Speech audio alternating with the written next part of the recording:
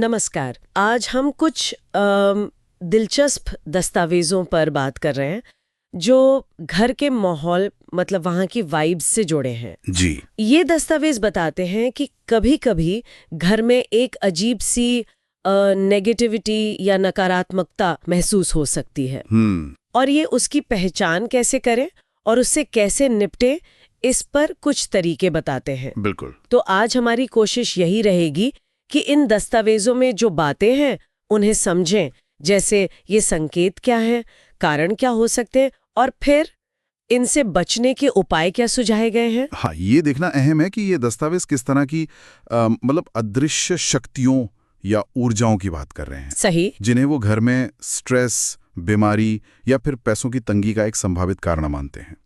ये ध्यान रखना जरूरी है कि ये विचार पूरी तरह से उन दस्तावेजों के हैं। बिल्कुल। तो चलिए शुरुआत करते हैं संकेतों से। जी। इन लेखों में कुछ खास लक्षणों का जिक्र है ना? जी हाँ। जैसे एक है कि घर में कभी-कभी बिना वजह कोई अजीब सी गंध आना, खासकर रात में। ये लिखा है। या फिर पालतू जानवर जो घर में है उनका बर्ताव बदलना, जैसे किसी कोने को देख के डरना या बेवजह भौंकना। हाँ, और इसी में वो और चीजें भी जोड़ते हैं, जैसे नींद में बार बार डरावने सपने आना। अच्छा। या फिर पूजा पाठ करने बैठे तो मन ना लगे या नींद सी आने लगे। यहाँ तक कि जैसे पूजा का दीपक जलाया और वो बार बार बुझ जाए।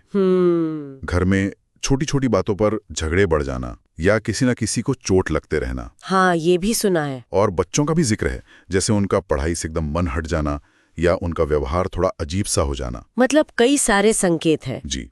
और वो इस बात पे जोर देते हैं कि अगर ऐसे लक्षण लगातार दिख रहे हैं, मतलब एक आध बार नहीं बल्कि अक्सर हो रहे हैं, हाँ लगातार, तो थोड़ा सचेत हो जाना चाहिए, क्योंकि उनके हिसाब से ये किसी बाहरी नेगेटिव असर का संकेत हो सकता है। तो फिर सवाल उठता है कि ये होता क्यों है, मतलब ये दस्तावेज इसके पीछे क्या वजह बताते हैं।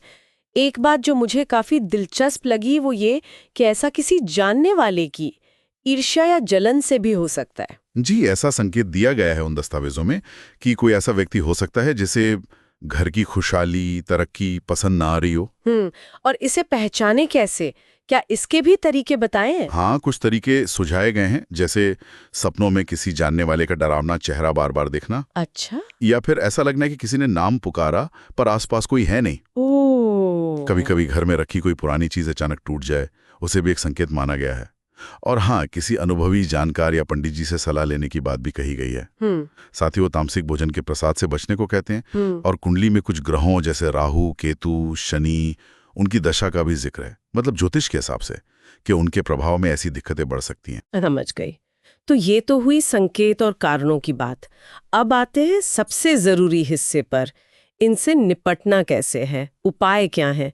लगता है कई उपाय बताए गए हैं। हाँ, उपाय तो कई तरह के हैं, इनको हम थोड़ा अलग अलग करके देख सकते हैं।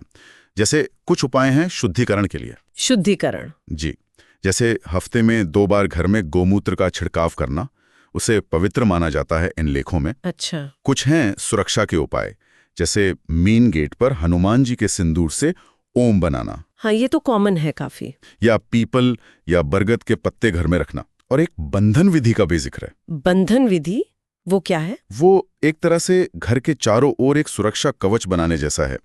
उसमें घर के कोनों में सिंदूर, गोमूत्र और नमक का इस्तेमाल बताया गया है। अच्छा।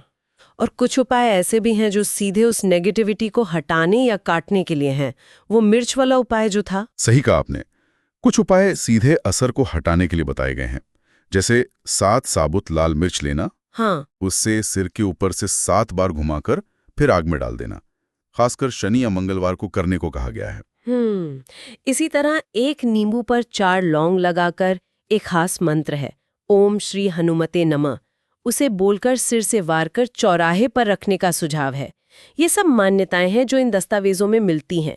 इनमें पूजा पाठ का भी जिक्र है ना, जैसे हनुमान चालीसा। बिल्कुल, नियमित रूप से हनुमान चालीसा या सुंदरकांड का पाठ करना, ये तो खैर बहुत लोग करते हैं और इसे सुरक्षा के लिए अच्छा माना जाता है। हाँ सही। और एक बात और, अगर घर में कोई पुरानी अजीब सी चीज मिले, जैसे कोई तावीज या काला धागा या कोई पुतली जैसी चीज, हाँ, तो उसे फौरन घर से हटाने, जलाने या पानी में बहा देने की सलाह दी गई है। अच्छा।